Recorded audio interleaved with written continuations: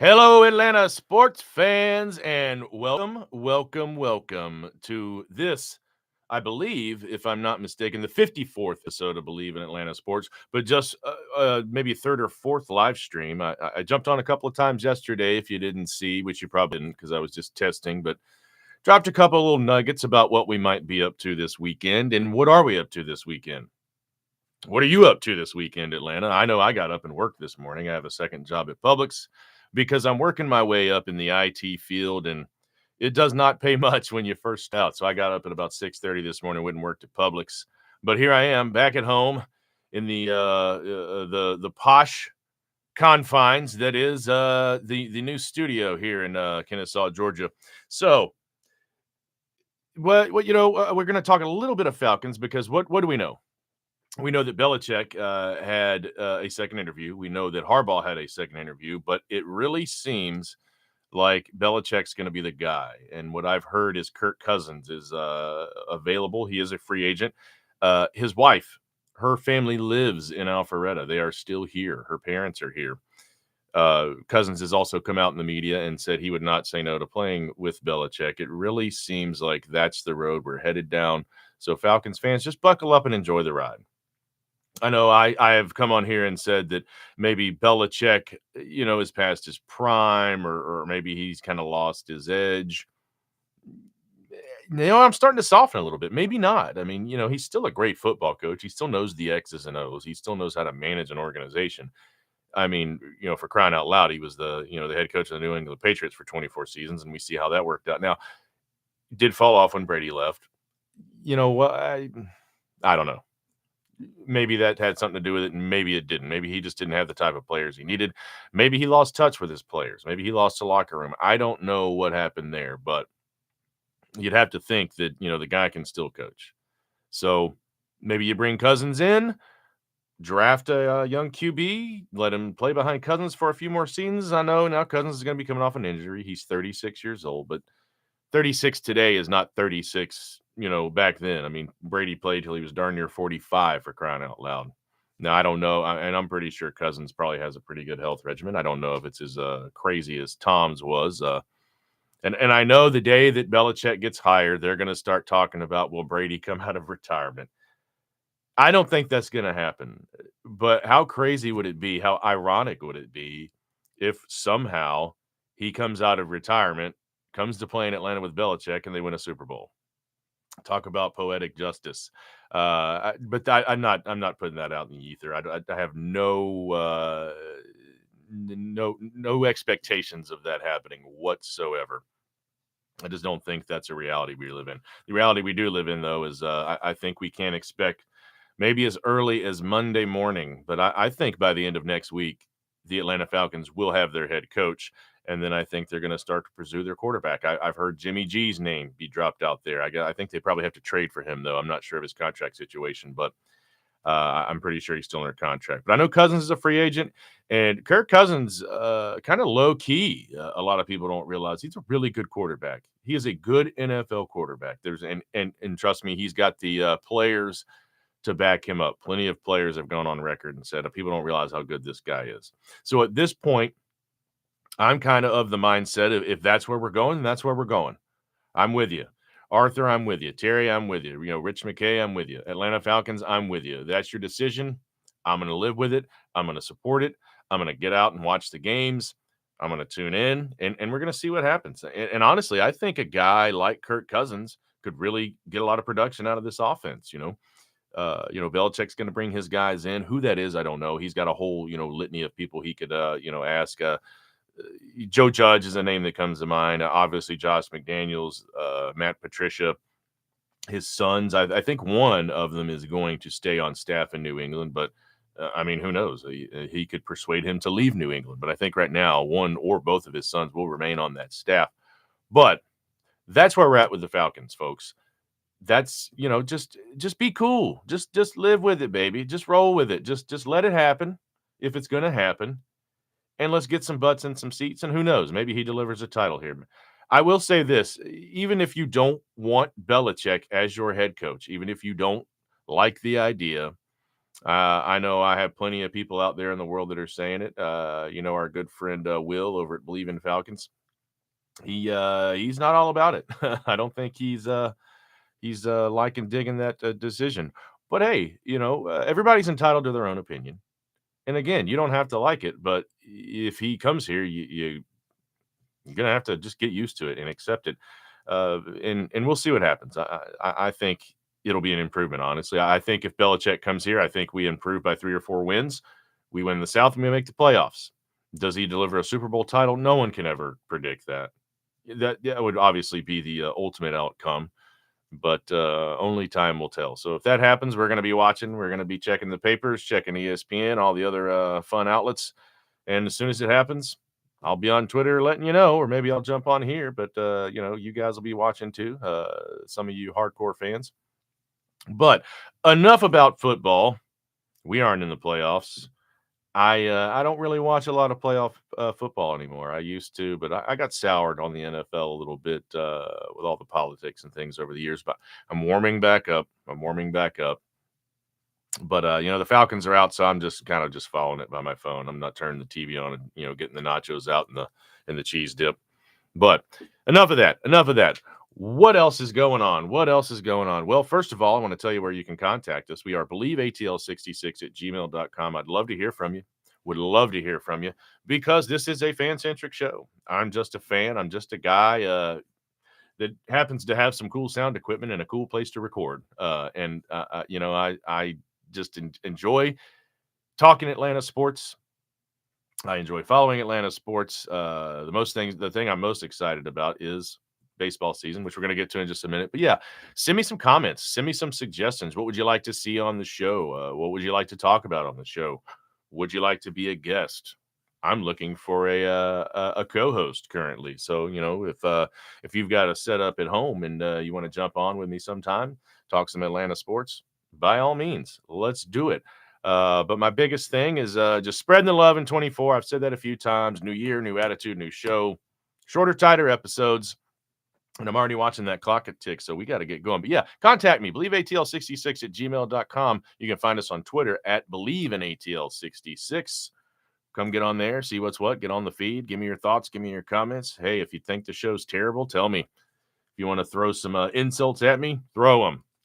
I got tough skin. I worked in kitchens for a long time. But so topic of the day. Oh, yeah. And we do have a Facebook page, Believe in Atlanta Sports. I hadn't quite got that rolling yet, but I have a lovely assistant that's going to be helping me in the form of my girlfriend, Valerie, Miss Valerie. She's going to be helping out some with that. Yeah. And, we're just getting this thing rolling. This is going to be a big year for Believe in Atlanta Sports in 2024. I'm learning a lot of stuff. I'm learning about StreamYard, which is kind of the thing that accompanies the YouTube Live platform where you can have guests and do overlays and cool graphics and intros with music and outros with music. And just it'll be fun to see how this thing progresses over the year. And I implore you to tune in and help make this the best show that it can be, because that's why I'm here. I want you to jump on live with me and let's kick it around, man. Atlanta sports. It's fun. It's the best thing going today, if you ask me. But the question I'm going to ask you right now, and I'd love to see you drop something in the comments if you see this and happen to tune in. But the question I'm going to ask, everybody knows Ronnie Acuna. He's the reigning NL MVP. But the question I want to ask, is Ronnie Baseball playing too much baseball?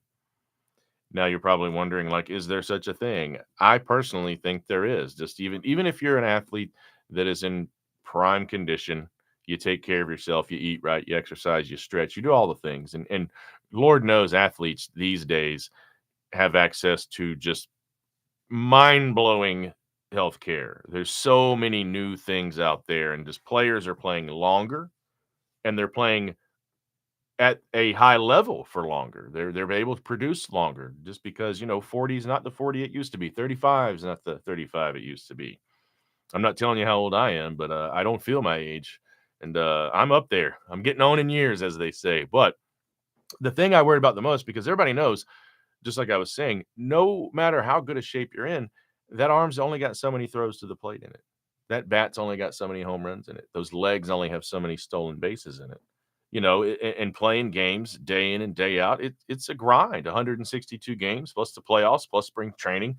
Then he goes down and plays winter ball with the Tiburones. And if anybody knows where to get the official hat, let me know because I've been scouring the internet and I can find some knockoffs, but I want an authentic one. So if you know where one is, send the website my way. So that's just and I'm sure the Braves probably discussed that with him and kind of say, hey, Ronnie, where you at? How you feeling? And I think for him too, maybe he was just on a mission. He wins that NL MVP, but that's not enough for him. I don't think he's about individual accolades. He wants those rings, he wants those championships, and he is mad. Maybe not mad, but he's determined. Two early bounces at the hands of the Phillies, who at this point I would say are our arch enemies, our biggest rival. The Mets, we've owned those guys forever. I don't get too hyped up about the Mets anymore, but boy, Phillies Braves, that is really turning into kind of a good head to head, good rivalry matchup. And we opened the season with those guys, a 3-game set.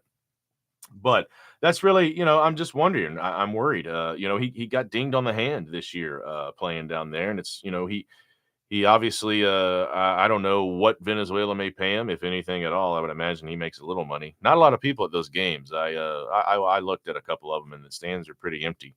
But I just worry. He plays baseball down there. He tears an ACL, hurts an ankle, and I know he loves the game. The guy just wants to wake up every day and play baseball. Just loves it so much.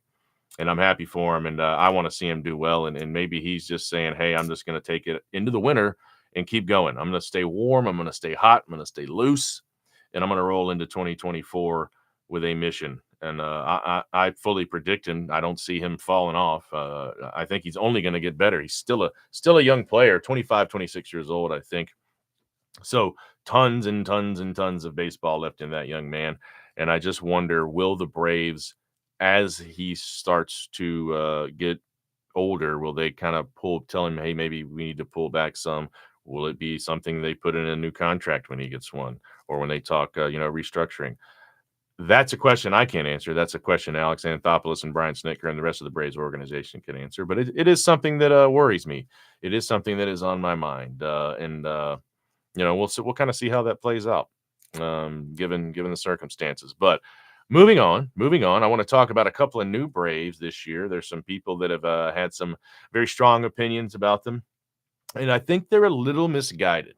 First guy I want to talk about is Jared Kelenic. We got him in a trade from the Seattle Mariners.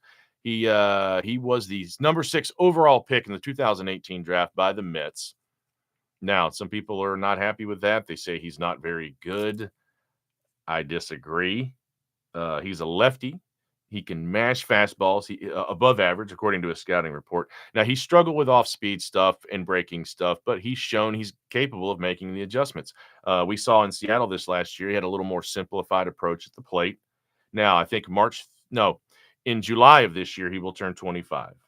He will turn 25 this year. And let's speaking of that, let's just get to know him a little bit better. Jared Robert Kelenic. He was born July 16th in Waukesha, Wisconsin. 6'1", 206, bats left, throws left. He made his major league debut 5/13/2021. And what are we getting? Well, scouting reports will tell you that he has plus arm strength, and he's accurate, and he has a chance to be perennial all-star. And again, he's 24 years old, folks. A lot of Braves fans can sort of jump the gun a little bit if they don't come right out of the gate swinging, or they aren't this just crazy superstar. They want him out of town. They run him out of town. He's probably going to slump a little. He's probably going to struggle a little. He's coming to a new league. He's going to have to learn that pitching.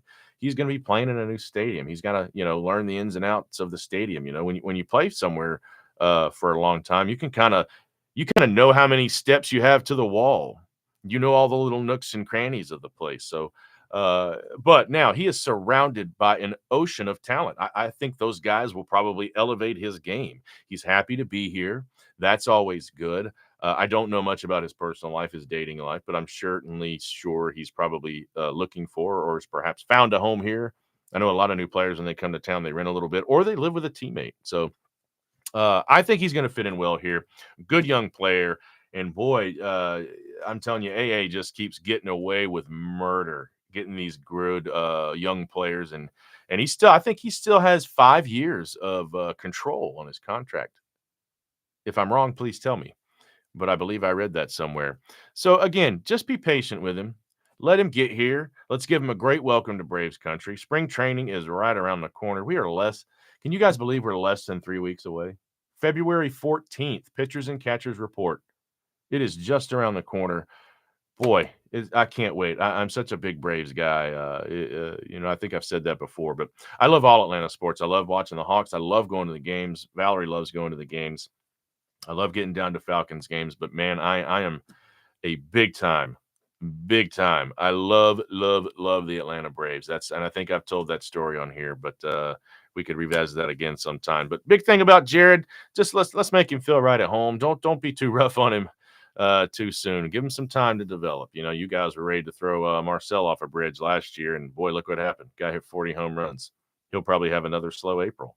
But, I think we'll see a little bit better production from him this year because now he knows what his role is. He did do a lot of DH this year, but it seems primarily like he's going to be DHing. He's going to be our go-to guy every day. And so I think he settles into that role well. And again, like I said, give the kid the time to adjust to the pitching. Give him time to make himself at home. And I think we're going to see big things from him over the years. He's still only 24. Tons of upside. Now, next guy I want to talk about, Mr. Chris Sale. March 30th, Chris turns 35.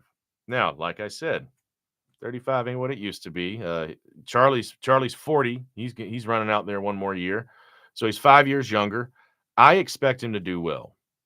I think hitters will have to adjust to him. I know, with interleague play, there are some guys that have seen him. They are familiar with his stuff, but they don't see him a lot.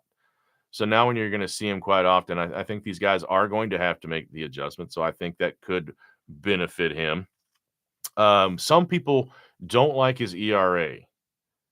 I'm not a big ERA guy. It can be a very misleading stat because mainly your defensive players can have a lot to do with your ERA. So I don't live and die by ERA alone. My thing, I think for me, the most important thing is to look at what are his Ks per nine?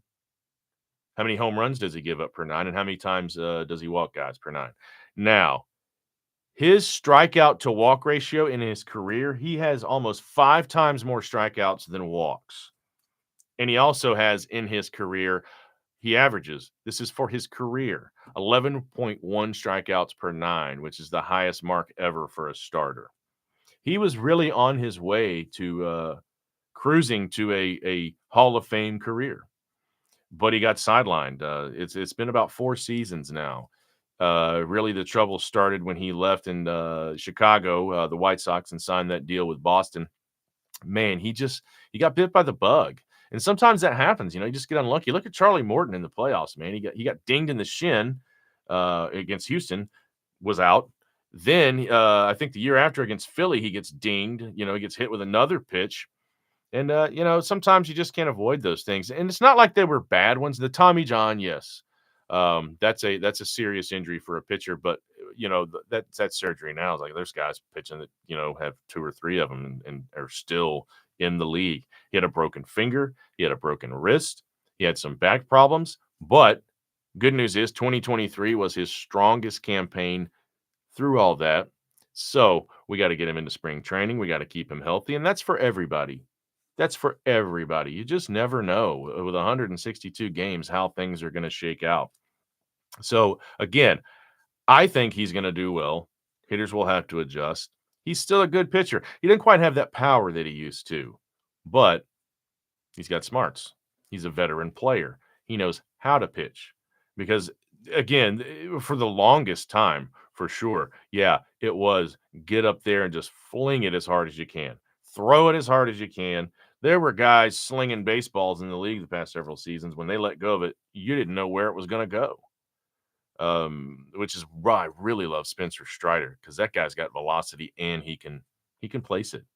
He can throw it accurately. He can put it where he wants to. So I'm really excited about watching this starting lineup. It'd be fun to see where Sale lands in the lineup. If I had to say right now, you get Max, your ace, number 1 starter. Is he going to come back? We'll talk about that later. Contract negotiations, all the fun stuff. Then Strider, then Chris Sale, then Charlie Morton, and then a Bryce Elder or a Smith Shawyer. who knows who's going to compete for that 5 spot. I really like Bryce Elder. I think he's going to work out well for us, and we've still got a wealth of pitching down in the minor leagues too. We'll do a down on the farm report soon, but that's what I'm saying for the lineup. Fried, he's going to be your opening day starter. Go ahead and write that down in the books now. I said it. And then after Fried, Strider's your number 2, Sale, Morton, and then that number 5 spot's up in the air. Or will they even run with a 5-man rotation? Who knows? Will they do a 4-man rotation?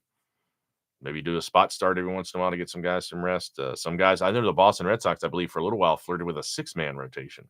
So we'll see how that goes. I would love to see the 5-man, though. Nice 5-man rotation. And again, I expect great things from this Braves pitching staff. The bullpen has been amped up for sure. Now, what is my prediction? I predict the Braves will win the World Series this year if everything goes as planned. Now, what does that mean? I just talked about it. Injuries. Got to keep guys healthy. Charlie has struggled with some injuries. Max last year, Max had some injuries. I think it was an oblique and some other muscle strains. So we got to keep those guys healthy. Maybe they looked at that because I feel like last year, and I think we talked about it on a past episode. It seems like pitching injuries were up last year, and I don't have the data to prove it. This is just me kind of recalling conversations with people, and as I watched baseball, and we wondered out loud, did it have anything to do with the pitch clock? You're kind of rushing pitchers, or maybe they feel rushed to get the ball off. But the only thing other than shorter games, I really had no problem with the pitch clock last year. Sorry for 1 second. Man, you just talk so much time. Sometimes it gets, get a little thirsty. I had to get something to drink. But I was fine with it. Didn't have any problem with the pitch clock. I think it's actually good for baseball to speed those games up a little bit because we just don't have the attention spans we used to as humans. I do. I love watching some of those marathons. Pitching duels. I love a good pitching battle. A lot of people these days, they don't like it though. They can't hold their attention. But I think pitching duels are for us, hardcore, big time baseball guys, and that's me for sure. I played a little bit when I was younger. Yeah, it wasn't too shabby. Could have had some better coaching, I'll tell you that. But that is what it is. Life happens. We move on. But I think that the one thing I just want to try to impart on you Braves fans is just patience.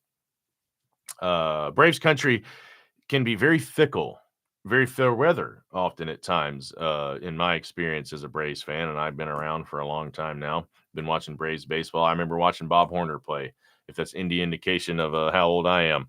Dale Murphy. You guys definitely get emotionally invested in players. I'm not going to say that I haven't. I was very mad. It was a bad day for me when Dale Murphy left town and they traded him to the Phillies. I did not like that. I did not like seeing Glavine go to the Mets, but I think if you kind of can approach, your viewership and your fanship is just, it's a business. It's 110% a business. Now, am I going to say sometimes players aren't moved for personal reasons? Of course they are. But, you have to operate within a budget.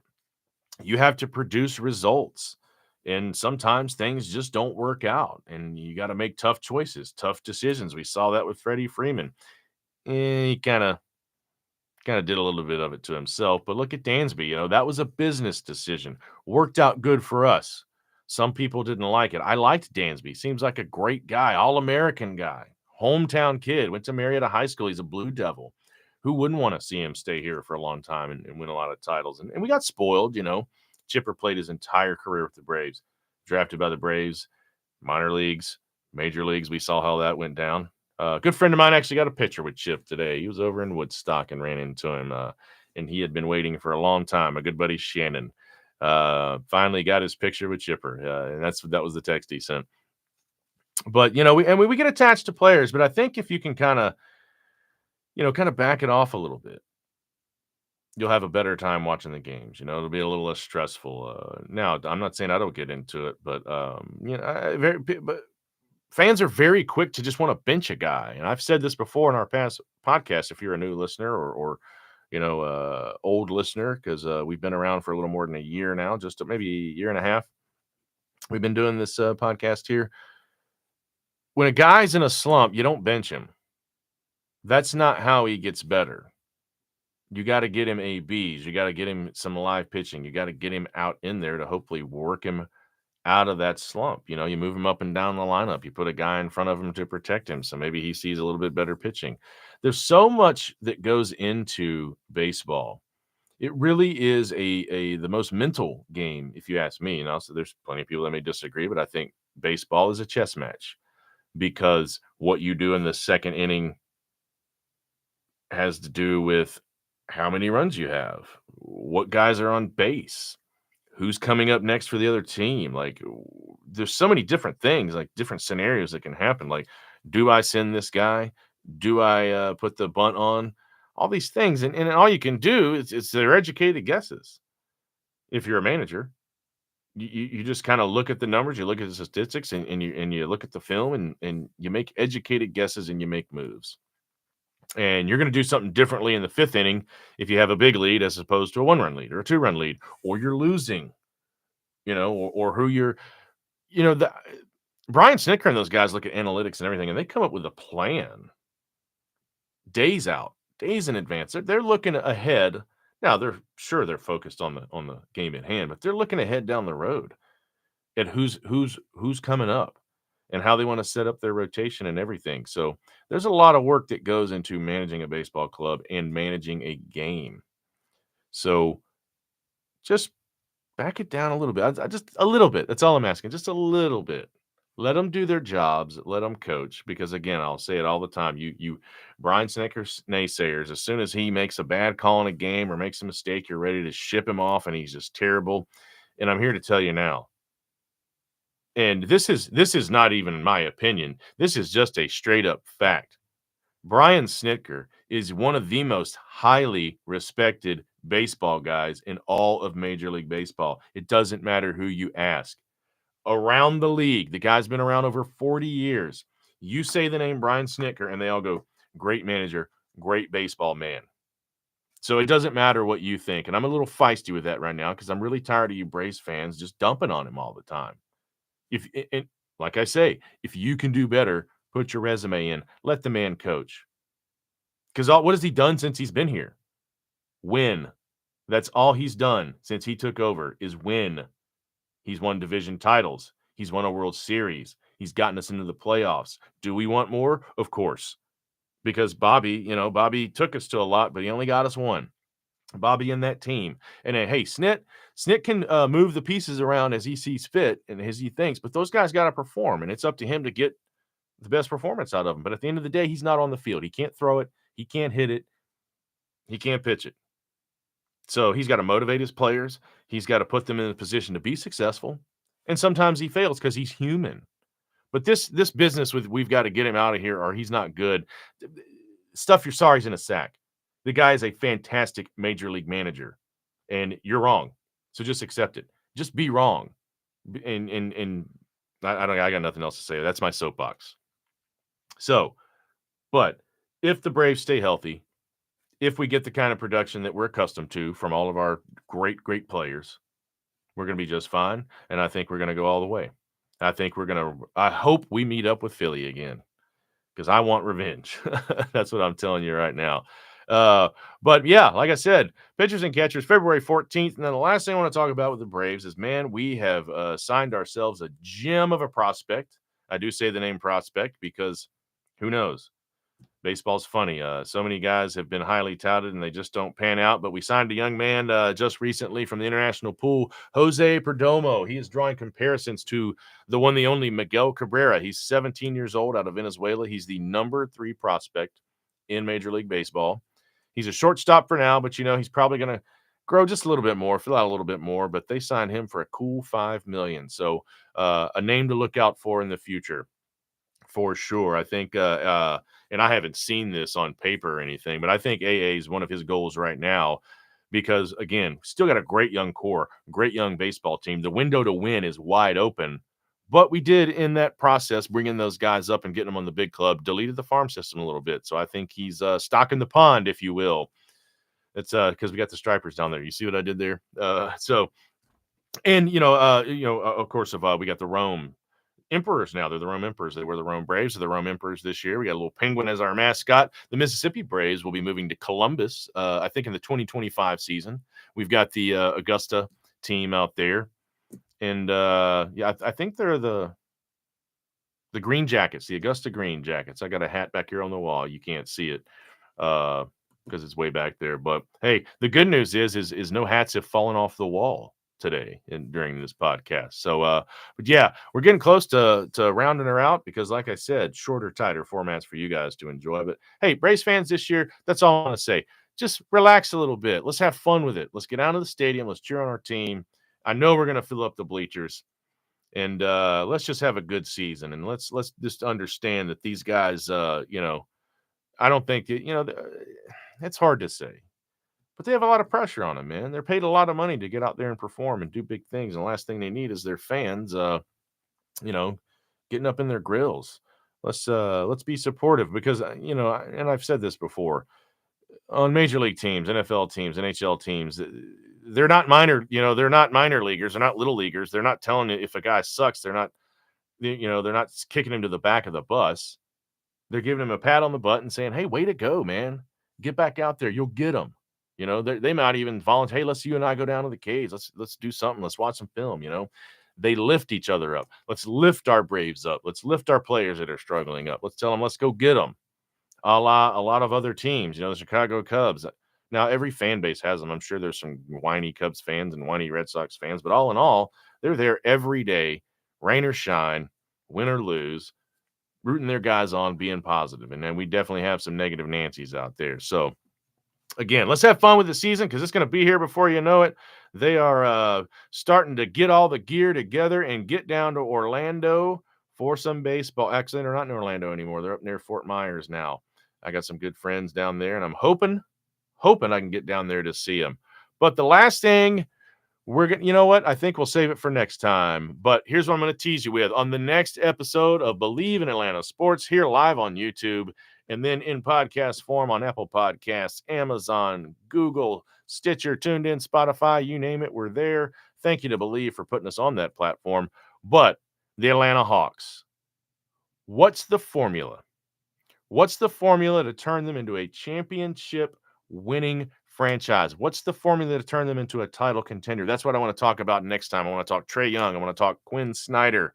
I want to talk Tony Ressler. I want to talk ownership because the Hawks, while they went on a stretch and made the playoffs for 11 seasons, they've always been just good enough to get in.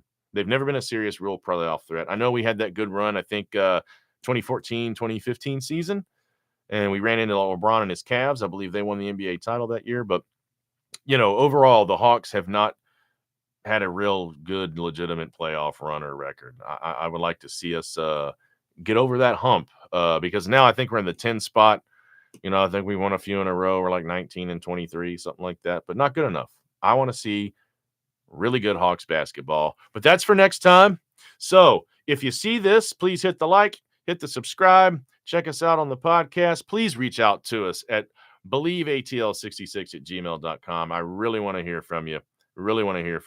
Because I can't do this show without you. I mean, I can get on here every day and talk to myself. But I'm really hoping to get you guys on live. I'm going to be coming at you 3 days a week. And right now, I think it's probably looking like Monday, Wednesday, Saturday, something like that, in the later evening. But you don't have to watch me. Just click on that YouTube, turn up the volume, while you cook dinner, while you play with the kids, whatever. But I would love to see you in the live chat. Love to see you, Jill, on the live stream, and let's get some banter going. But until next time, Atlanta sports fans, we love you. We need you. You guys stay warm out there. You stay safe out there, and we'll see you again real soon, Atlanta. We love you. Bye-bye. Good night.